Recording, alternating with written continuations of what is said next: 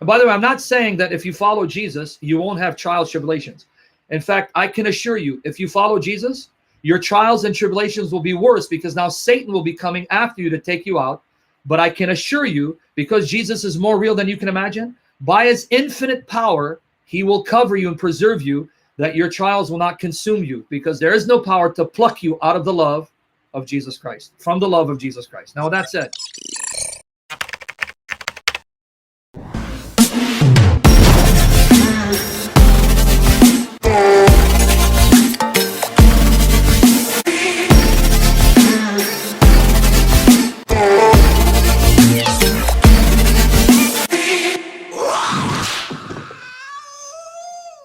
Ezekiel 20:11-19. Ezekiel 20:11-19. Moreover, the word of Yahovah came to me, saying, Son of man, take up a lamentation over the king of Tyre, and say to him, Thus says, in Hebrew it's Adonai Yahovah, the Lord God, sovereign Yahweh, Yahovah. You had the seal of perfection, full of wisdom and perfect in beauty. Now pay attention to where this king resided.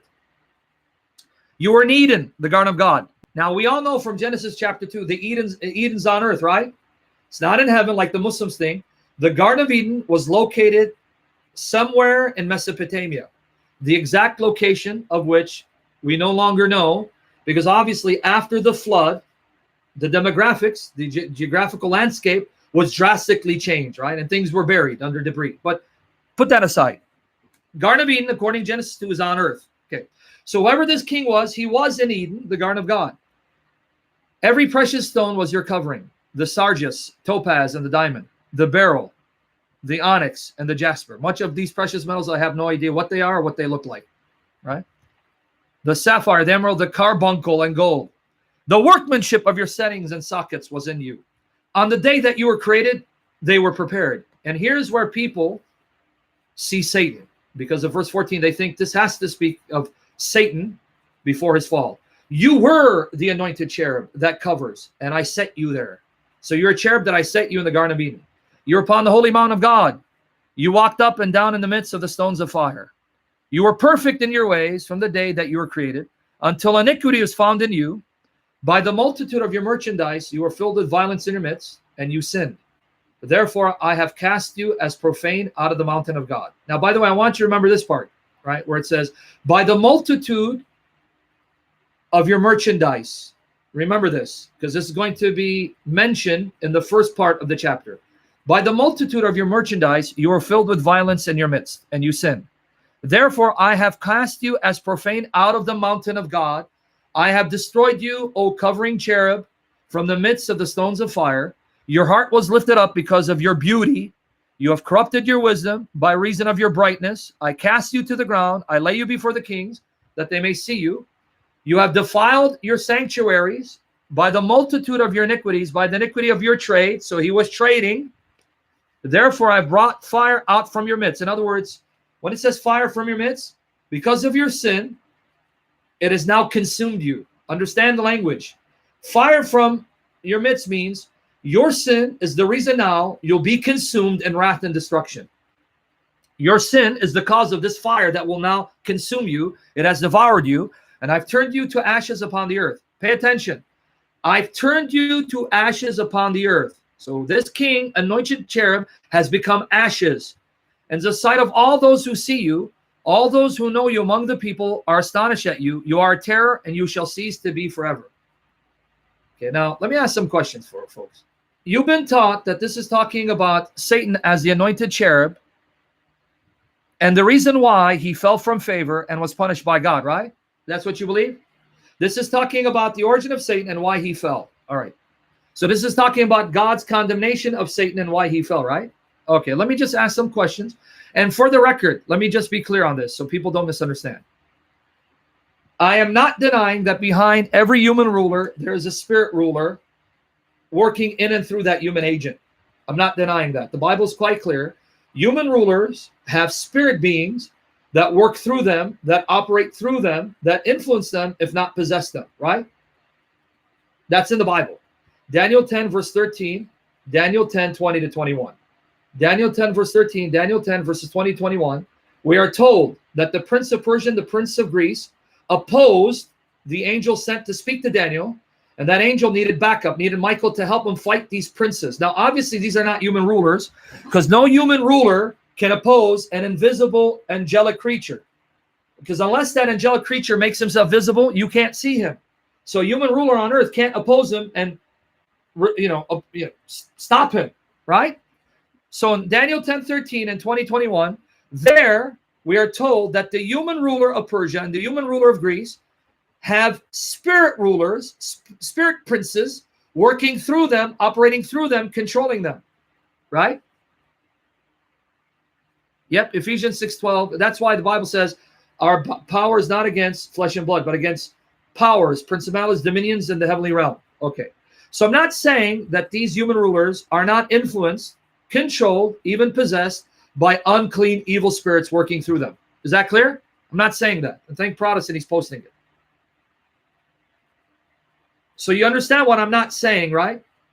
So I'm not saying that the king of Tyre doesn't have a spirit ruler working through him, influencing him, corrupting him in order to corrupt others. Okay, I'm not saying that. But here's some questions I want you to just think about. Let me read again, verse 18. You have defiled your sanctuaries by the multitude of your iniquities, by the iniquity of your trade. Therefore I've brought fire out from your midst. It has devoured you. And I've turned you to ashes upon the earth in the sight of all those who see you. Can I ask you a question? If this is speaking of Satan, how do you turn Satan into ashes? Let me just ask you a question. How do you turn a spirit being into ashes? Okay, you're saying this is Satan, but it says that this king will be turned into ashes. I crown you, you're not getting it. Satan's spirit body isn't physical for it to be turned into ashes. Zarina, let me repeat it again. Satan's spirit body isn't physical for it to be turned into ashes. What are you guys talking about? Physical. I'm not saying angels don't have material forms of some kind. Angels have spiritual shapes, but their shapes, their quote-unquote bodies, are different. It's not made of the substance of the earth. So you don't call it physical. That's why Jesus Christ said in Luke 24:39, a spirit does not have flesh and bone as you see me have. Angelic creatures are spirits, so they don't have physical bodies, flesh and bone bodies. They do have shapes and forms of some kind. They're not devoid of shape, but it's not physical, fleshly. My second question for you to ponder on. Second question for you to ponder on. Who was Satan trading with? Does Satan actually trade? He trades goods. Did you hear it? Let's read it again. Okay. You have defiled your sanctuaries by the multitude of iniquities, by the iniquity of your trade. What does he trade? Who is he trading with? Does he barter and trade? Now the confusing part is Ezekiel 28:14, right?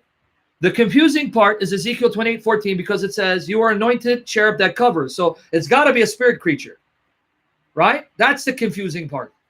That's the part would lead many to suggest it's not speaking merely of a human being, but a spirit creature working through the human being, right? Well, we're going to examine whether that's the case. But first, here's where I'm going to challenge that assumption. Ezekiel 28 in the Greek version. Did you know the Greek version of Ezekiel 28 is the oldest extant version of Ezekiel 28 that we have? Did you know that? The Hebrew version of Ezekiel 28 is later than the Greek version. Are you with me there? The oldest extant version of Ezekiel 28 is the Greek version. The Hebrew version is way later, right? It's produced centuries after the time of Christ. Okay, so the oldest version of Ezekiel 28, the Greek version, and by the way, how many of you are Orthodox here? From the Orthodox Church? Yep, Protestant, meta to Cherub. We're going to post it again. How many Orthodox here? Yep. No, well, the Greek version is what we call the Septuagint, Renee. Right? It's commonly referred to as the Septuagint, right? Any Orthodox here? Okay, Tony K, as an Orthodox, can you confirm that the Orthodox churches do not use the Hebrew Masoretic text, but they go with the Greek version of the Old Testament?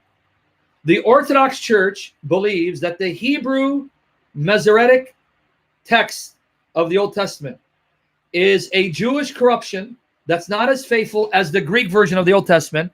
And in their Bibles and in their liturgy, they do not use the Hebrew Masoretic text type.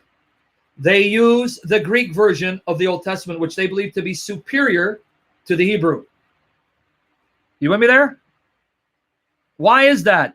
Now let's look at what the Greek version, the English translation of the Greek version, says about Ezekiel 28:14. Arun, the Orthodox churches, particularly the Greek Orthodox, they follow the Greek translation of the Hebrew Bible. Arun, follow with me. They follow the Greek translation of the Hebrew Bible. The Greek version, in many places, does not agree completely with what's known as the Masoretic text type of the Old Testament. It's called the Masoretic text type or the Masoretic Old Testament because there are a group of Jewish scribes around the 5th century after Christ, known as the Masoretes, that would copy the Old Testament very meticulously, meaning very detailed, right? And so the extent Hebrew copies that we have up until the discovery of the Dead Sea Scrolls. The Dead Sea Scrolls were discovered in 1947, and there we found copies of the Old Testament in Hebrew that were composed anywhere from 200 to 100 years before the time of Christ. But up until the discovery of the Dead Sea Scrolls, the oldest Hebrew copies of the Old Testament were centuries after the time of Christ, like about 900 years after the time of Christ. You with me there? So when you look at the Greek versions of the Old Testament and what's known as the Masoretic textual tradition, there are differences. And with the discovery of the Dead Sea Scrolls, we have found that many of the readings of the Greek version, not found in the Hebrew, are actually confirmed by the Dead Sea Scrolls. Not in every place, but there are places in the Greek version that disagree with the Masoretic textual tradition, which the Dead Sea Scrolls confirms to be an older form of the Hebrew text. In other words, you'll read, let's say, Deuteronomy 32:43 in the Greek version, and it reads differently from what we call the Masoretic textual tradition. The Dead Sea Scrolls, when it was found, in Deuteronomy 32:43, it contains the same reading that the Greek version has, which is not found in the Masoretic textual tradition. Do you know that? So there are places in which the Dead Sea Scrolls agrees with the Greek version over against the Masoretic textual tradition, what we call the Masoretic text type. The Greek version is based on an older form of the Hebrew text, a form that underlies the Dead Sea Scrolls that differs in many places from the later Masoretic Hebrew textual tradition. Now, don't get me wrong. I'm not saying these differences are such that you're going to get a different theology, a different story, a different Moses, a different Joshua. No, no, no. These variants are not such where the theology changes or the history changes. So, but the fact is, on our extant copies of the Bible, we do have variations. There are variant readings because prior to the printing press, copyists are going to make mistakes, whether intentional or unintentional, because you don't have a perfect copyist. Right? Now, before I move on, does everyone understand what I'm saying about the Greek version and what's known as the Masoretic text type? The form of the Hebrew Old Testament that was copied and recopied by a group of Jews called the Masoretes in the 5th century, right? And in light of the discovery of the Dead Sea Scrolls, we have now found that some readings in the Greek version are actually older than what we find in the later Masoretic textual tradition. So there are readings in the Greek version that disagree with the Masoretic text type, but which agree with the Dead Sea Scrolls. Don't overemphasize the differences where you think, oh, that's it, we're going to get a different theology. No. The beauty of these different versions, let me explain to you God's wisdom in allowing all these different versions. The beauty of these different versions lies in the following. What makes these different versions beautiful? One of the things that make these different versions beautiful is that it becomes a testimony of the human impossibility of corrupting the Bible so that the original readings of the Bible are lost. Why? Because all these versions are testimony that the Bible was spread wide and far, making it humanly impossible for any individual or clergy to get a hold of all the copies, to change those copies in such a way that we no longer have confidence to know what the original said. Let's say the Greek copies were corrupted, but the Hebrew copies would not be corrupted in the same way, in the same places that the Greek copies were corrupted. Same thing with the Hebrew copies. Let's say the Jews corrupted the Hebrew in these places. Well, the Greek copies wouldn't be corrupted in the same way in the same places. And then you add the Latin, and then you add the Coptic, and on it goes. God in his wisdom made it humanly impossible for any individual or group of individuals to monopolize the manuscripts and change them so that we could not know what the originals actually read.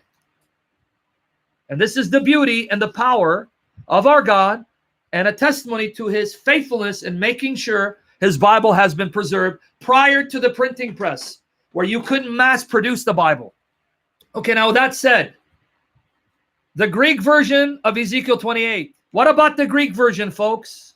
Here it is in the Greek. Here it is in the Greek. Guys, read. Here's the shock. From the day that thou was created, thou was with the cherub. Bam! The Greek version says he was with the cherub. He's not a cherub.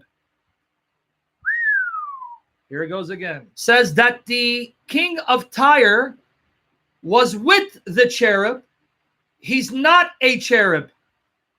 Therefore, thou hast been cast down, wounded from the mount of God, and the cherub has brought thee out of the midst of the stones of fire. Wow. The Greek version of 16 says, the cherub threw you out. You're not a cherub, but you were thrown out by the cherub that you were with. The cherub that you were with threw you out when you sinned.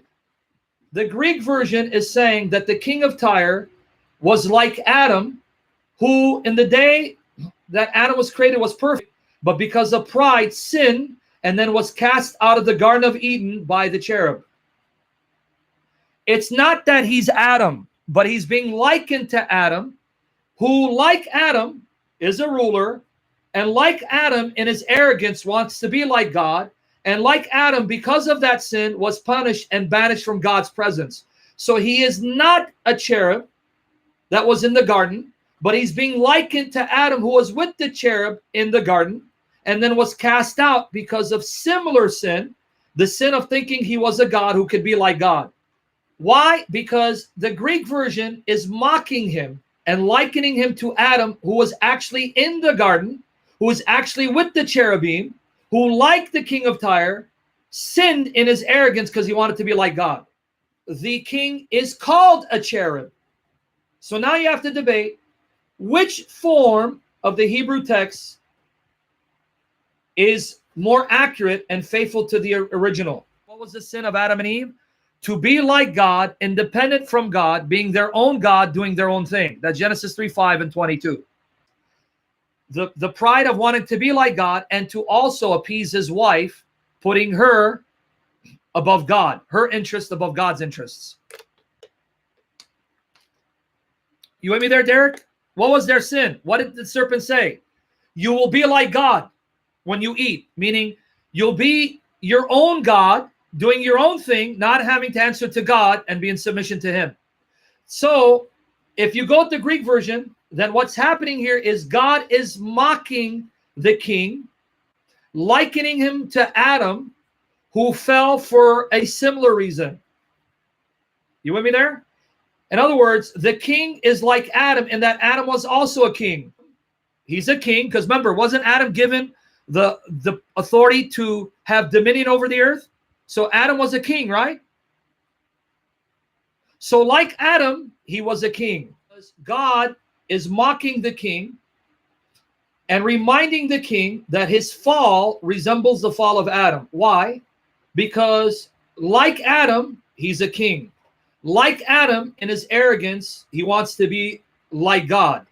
And like Adam, he fell under God's judgment, right? So the Greek version you don't have the king being a cherub. The Greek version, the king is likened to Adam, who also fell because of a similar sin. You get it? If you go with the Greek version of Ezekiel, that king is not the devil. You would have to argue that he's actually Adam reincarnated. You with me there? So the Greek version, and Jeremy, you need to hear this. The Greek version identifies the king of Tyre as Adam. So why don't you argue that that's Adam reincarnated? Or at least the spirit of Adam possessed his body. The king is Adam reincarnated, or Adam's spirit, soul, inhabited the body of the king of Tyre. Now, which one of you would argue that way? So the Greek version, are you with me there? The Greek version means that the king is not a cherub. The king is being likened to Adam. Now, obviously, he's not literally Adam. And obviously, he wasn't literally in the Garden of Eden, right? So it is not meant to be taken literally. You are not literally in the garden.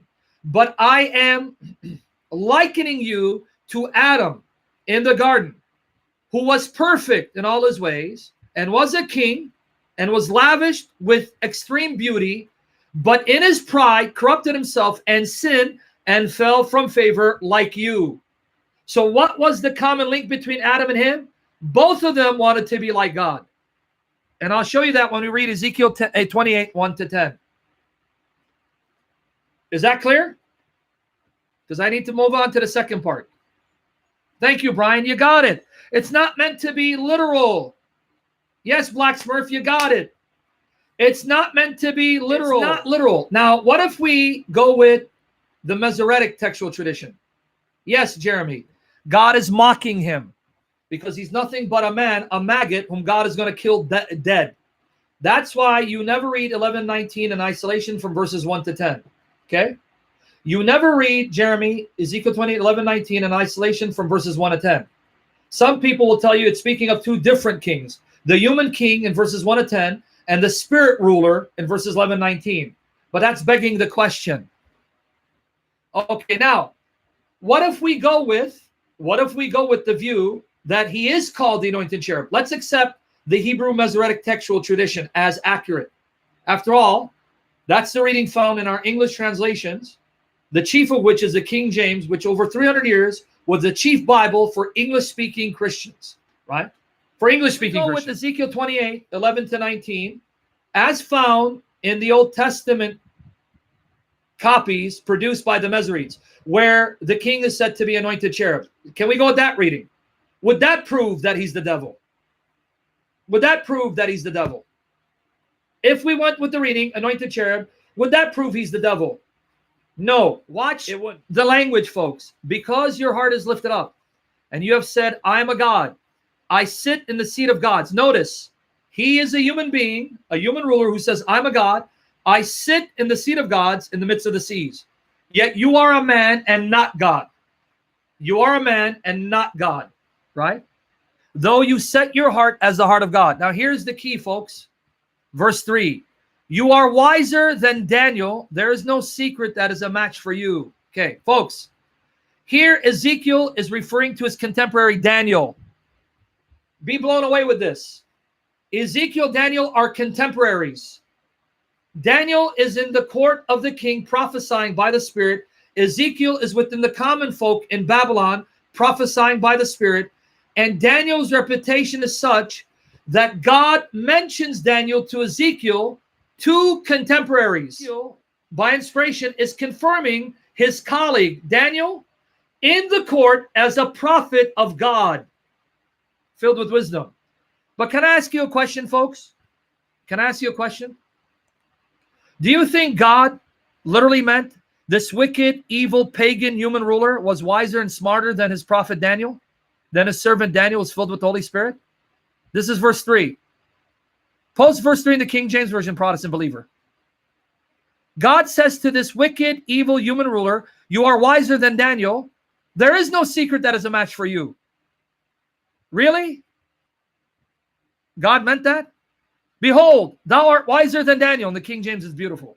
There is no secret that they can hide from thee. So wait, God is saying to the king, you're much wiser than my servant Daniel, a holy servant of mine, filled with my spirit, and you're omniscient because there's no secret hidden from you. Really? He meant that literally?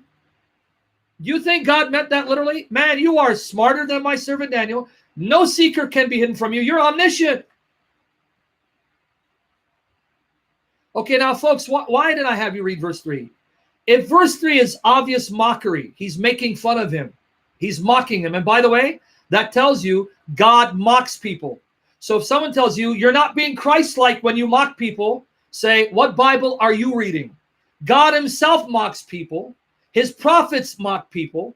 Jesus on earth mocked people and used sarcasm. So did the apostles. What Bible are you reading? Which is why David Wood will go down in history as the greatest mocker of them all. Okay, now my question to you is this. If obviously God is mocking Daniel, I'm sorry, not Daniel, Lord forgive me, he's your servant. If God is obviously mocking the king, then why do you believe that God is being serious with the king when he says you're an anointed cherub in the Garden of Eden? Why would you take that serious and not see it for what it is, mocking him? Verse 3, you won't take as being serious.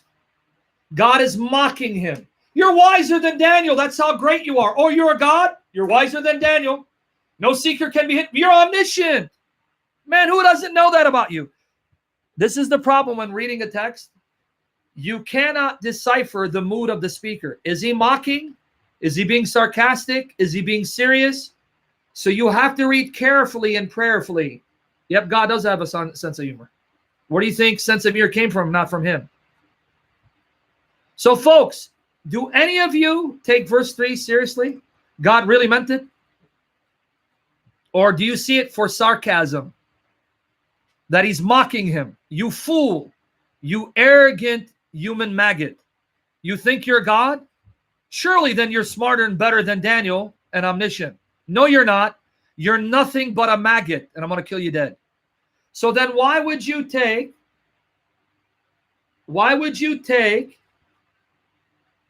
verses 14, 16 as literal, that God is saying you are an actual literal anointed cherub as opposed to mocking him?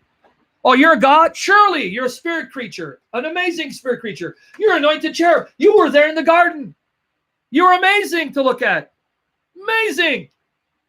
And then pride was found in you, sin, and now I'm going to kill you dead.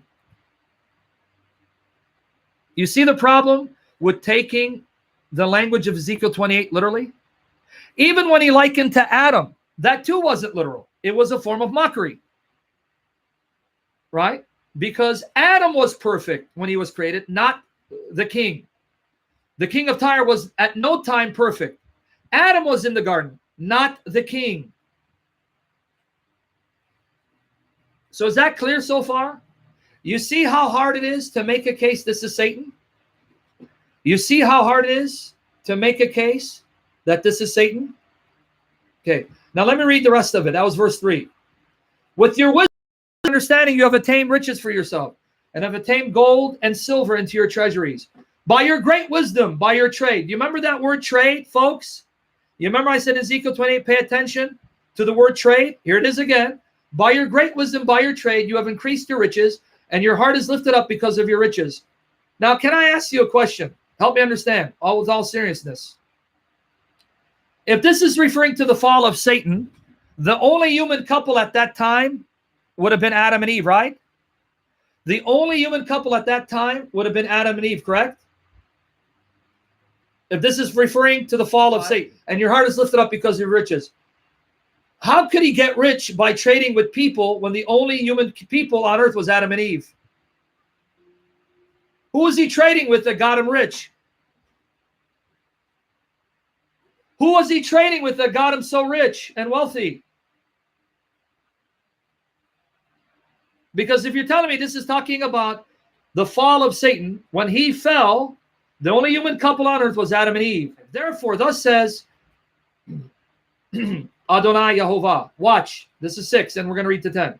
Because you have set your heart as the heart of God, therefore I will bring strangers upon you, the most cruel of the nations, the Babylonians and their cohorts. And they shall draw their swords against the beauty of your wisdom, and defile your brightness, they shall bring you down to the pit, and you shall die the death of those who are slain in the midst of the seas. Will you yet say before him who slays you, I am a God, although you are a man and not God, in the hands of those who wound you? Do you see the mockery? When the sword is about to strike you and kill you dead like a human maggot, will you look at the one who's about to kill you and say, hey, I'm a God, man. What are you doing? You can't kill a God.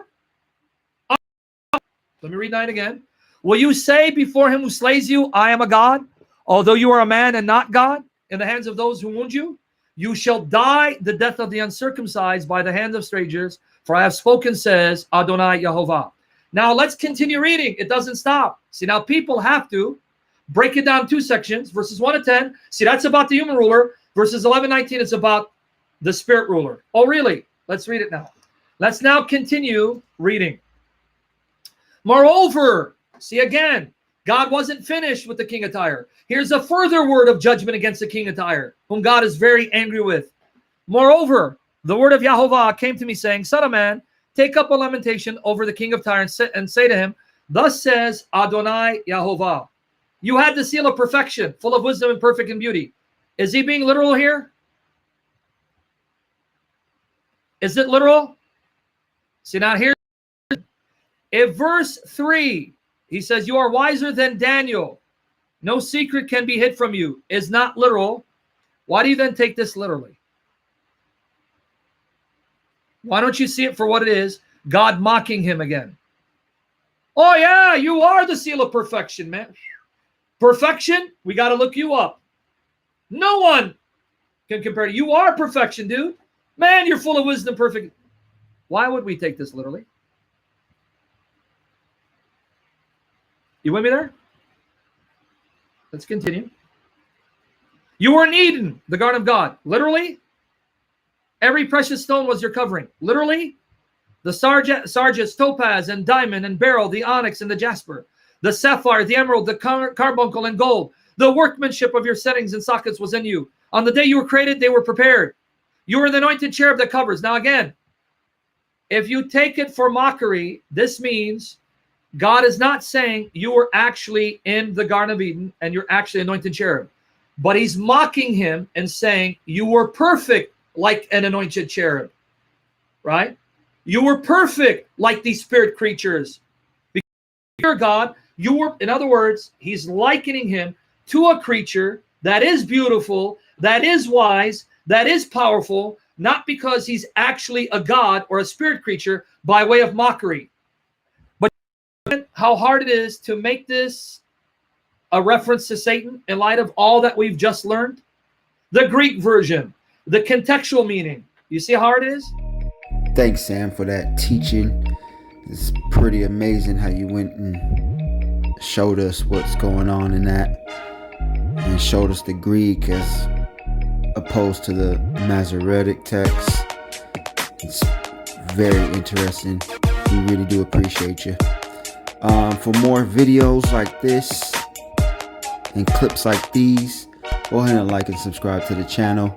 Hit the notification bell to be informed in the future. Go on over to Sam's channel as well. Hit the like and subscribe there.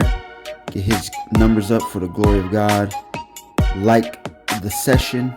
It's a really amazing session. Go ahead and like. The link will be in the description box, as well as the merch store, the Trinity shop. Go cop some gear. We really do appreciate the support. PayPal link on the YouTube channel. Go ahead and hit that. Support us. We really do appreciate it. And my name is Jay. All praise to the one true triune God. Amen.